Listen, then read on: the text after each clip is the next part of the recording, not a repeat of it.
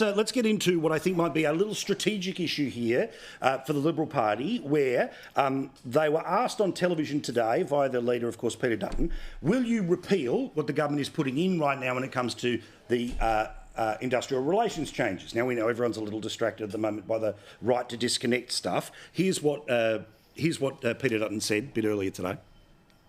Right to disconnect legislation. Is that something you'll go to the election promising to overturn? Yes, we will. We will take a policy that's in our country's best interests, that provides support to workers, but that doesn't make it impossible, particularly for small businesses, to employ staff. Now, Nicolle, I think there's a strategic problem here because the legislation as it currently sits and is currently being discussed by the Parliament, rather than getting into the game of what are you going to do when you're in government, why not do what happened at the end of last year, which was to point out when Labor and the Greens get together, the legislation's pretty damn stinky, including this legislation as it currently stands, sees a scenario where people could be jailed for the communication with their staff. So it feels like, and I get why the media asks, but the Libs are sort of two stops down the road when this week could have been bashing them up about sending people to jail for calling their staff. Well, Paul, what we're actually seeing here is what we always see from Peter Dutton. He is a conviction politician who actually believes in the fundamental values of the Liberal Party. And if the Liberals aren't willing to stand up for small business owners, for medium business owners, for family business, because that's what small and medium businesses are, then nobody will. And that is the madness that we have seen from Labor and the Greens over this past week. The bill before Christmas on IR, the one that they've just rammed through the Parliament with no consultation, this is what this Labor government does, is trying to divide employers and employees. It's trying to turn them against each other. This is Labor interfering in private business where they have no place.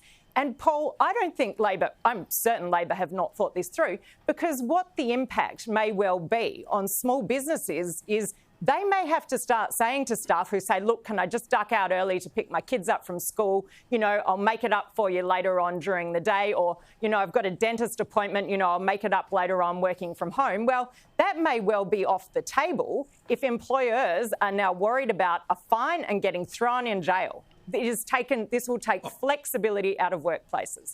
So Peter Dutton was absolutely right to do what he's done. Well, I agree with you about the stinkiness of the bill and what's there. And, you know, again, this is the hardcore show. We're not the muck around show. So there's people that are following the data and sometimes, you know, the game, we study the game and tell you some of the moves in all of here because, again, they're about narrative, so it trumps the news.